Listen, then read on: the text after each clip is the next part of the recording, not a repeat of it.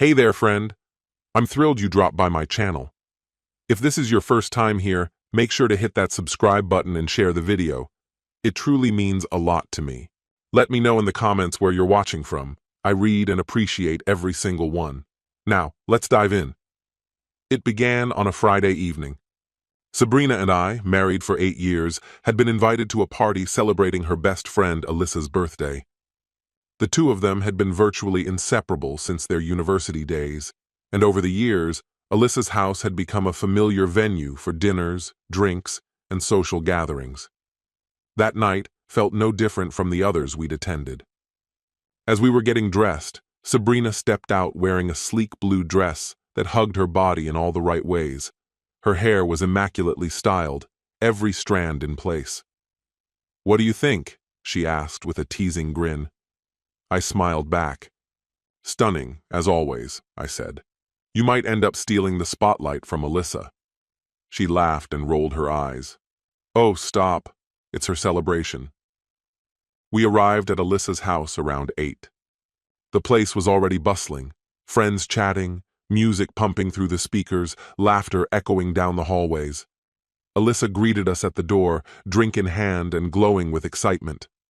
"Brent! Sabrina! So glad you made it!" she beamed, pulling Sabrina into a tight hug. Inside, the energy was electric. Every room buzzed with music, conversations, and bursts of laughter. Sabrina and I stuck together at first, mingling with people we knew and sipping drinks. It wasn't long before I noticed him. Across the room stood a tall man with broad shoulders and a drink in his hand. His confident smirk immediately put me on edge, and the way his eyes locked on Sabrina made something tighten in my chest. Whether it was the alcohol or just intuition, something about him didn't sit right with me. "Who's that guy?" I asked, gesturing subtly. Sabrina followed my gaze. "Oh, that's Reed. He's a friend of Alyssa's," she said casually. "I think I met him at her housewarming last year." Reed lifted his glass slightly in acknowledgement. Sabrina returned a polite smile and turned her attention back to me. "Don't start acting weird," she said, laughing. "He's harmless." I muttered, "Right, harmless." But the knot in my stomach remained. I tried to shake it off. She wasn't acting particularly interested in him, so I told myself I was reading too much into it. Sabrina wandered off to chat and laugh with other guests, drifting naturally from group to group. I hovered close for a while, but eventually lost track of her. Trying not to overthink it, I scanned the crowd, but she was nowhere to be seen. I decided to find Alyssa instead. I spotted her near the dining area, deep in conversation with a group. "Hey, Alyssa," I said, keeping my tone casual. "Have you seen Sabrina?" She paused for a moment. "Last I noticed, she was heading into the kitchen. She's probably still in there." "Thanks," I nodded, making my way across the house. But the moment I turned the corner into the kitchen, I stopped in my tracks. There she was, Sabrina, standing far too close to Reed by the counter. They were engaged in conversation, leaning in toward each other. His posture was intimate, too familiar for my liking. Sabrina laughed at something he said, her drink in one hand, the fingers of the other absent-mindedly toying with her necklace.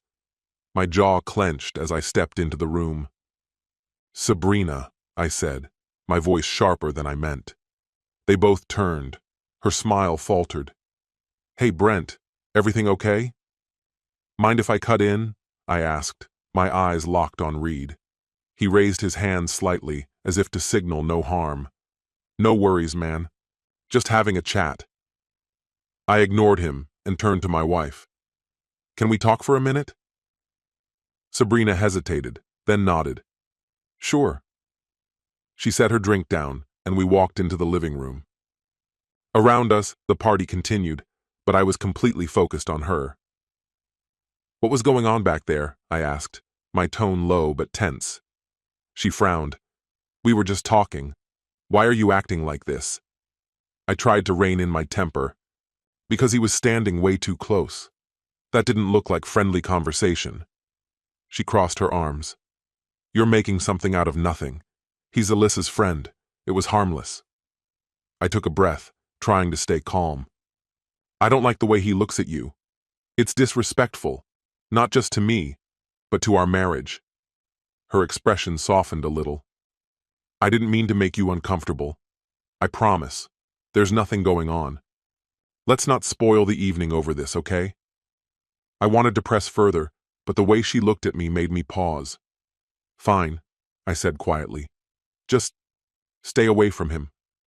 She nodded. "All right."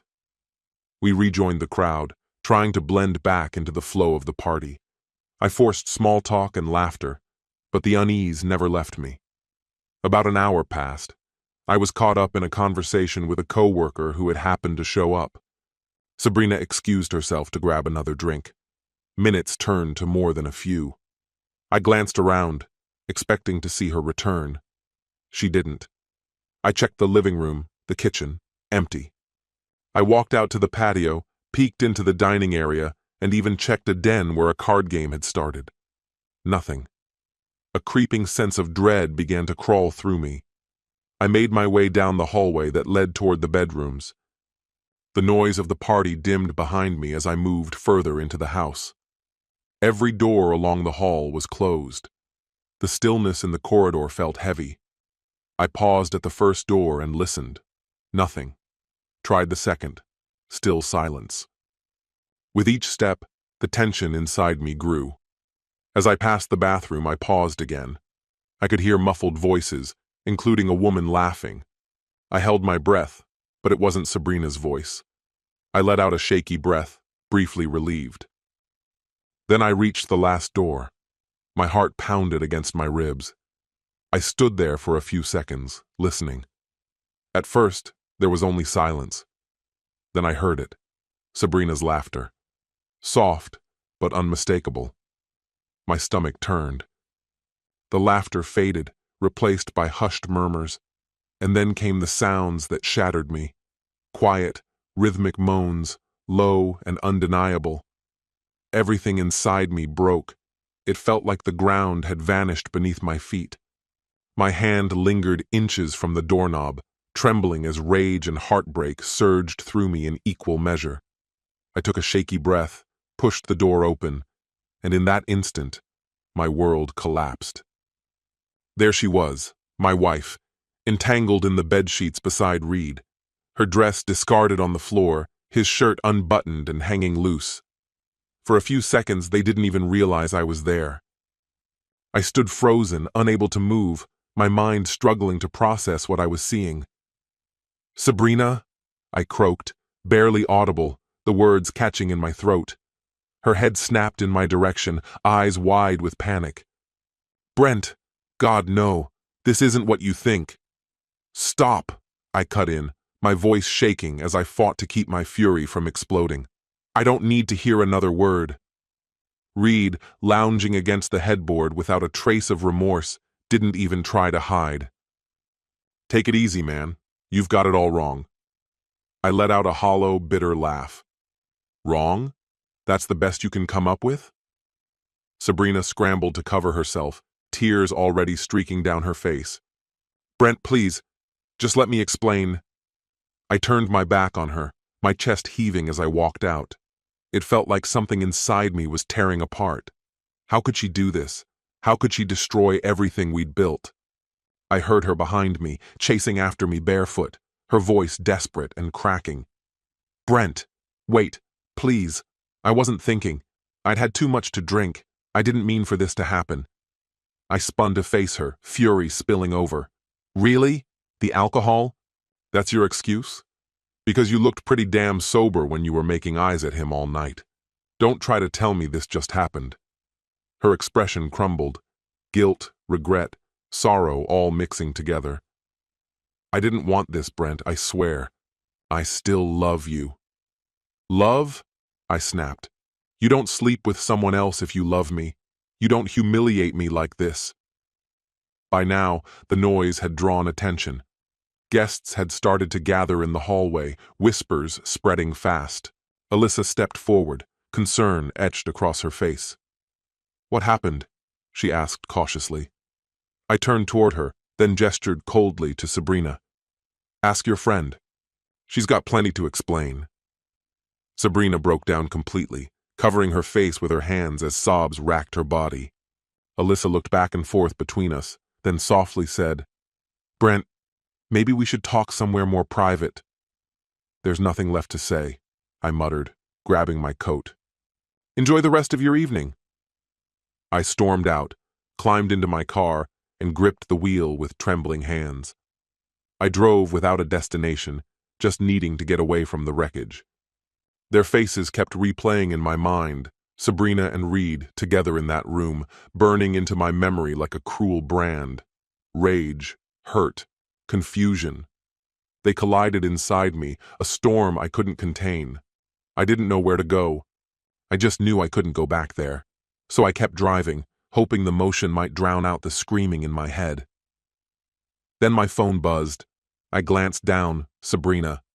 I ignored it. It vibrated again, then again.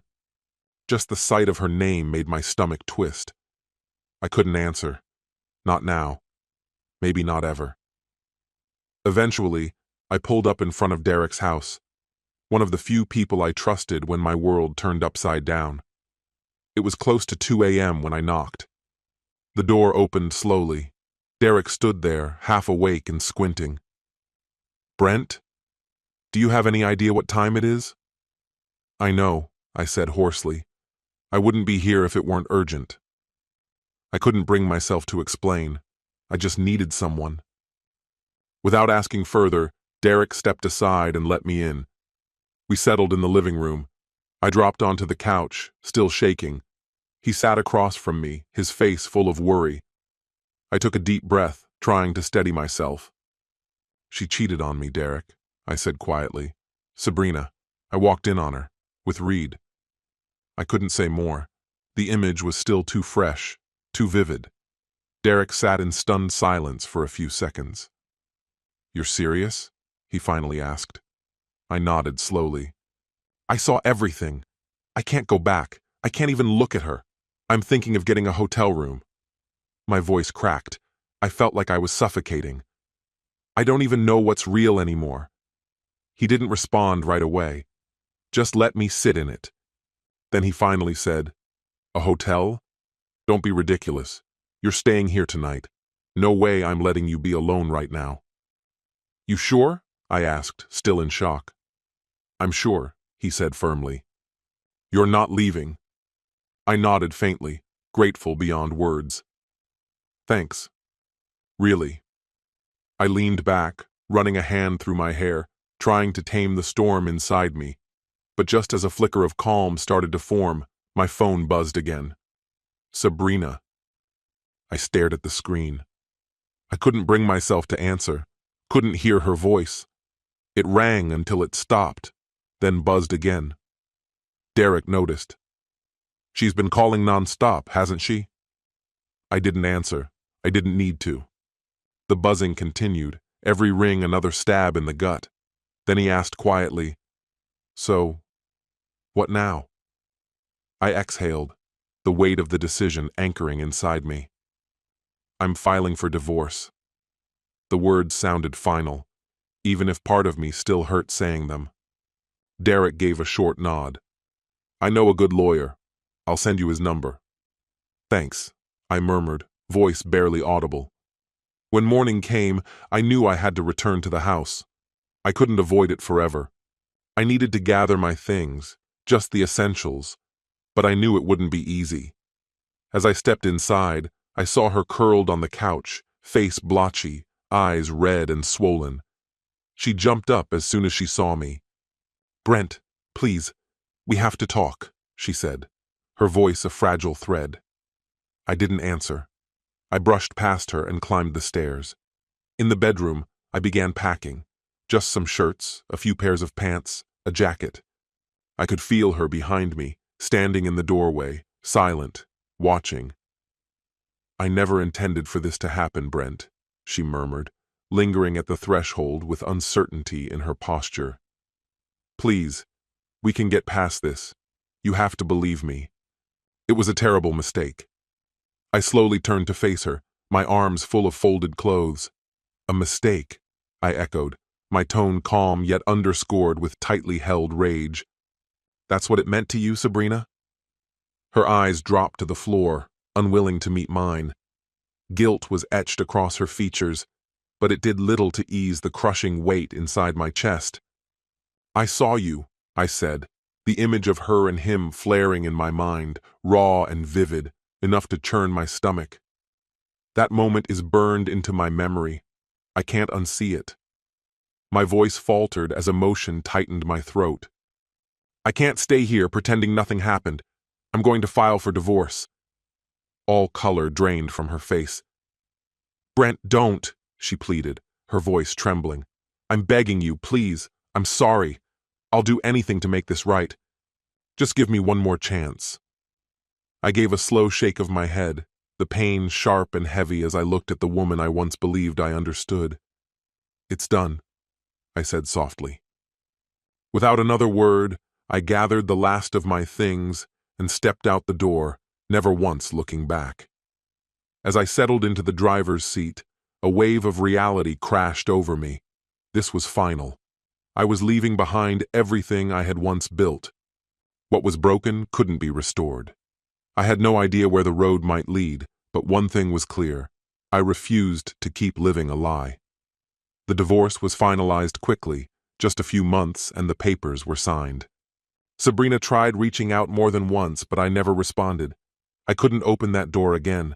I needed time, distance, to mend what had been shattered. Throughout it all, Derek remained close, always ready to steady me when the burden felt too great.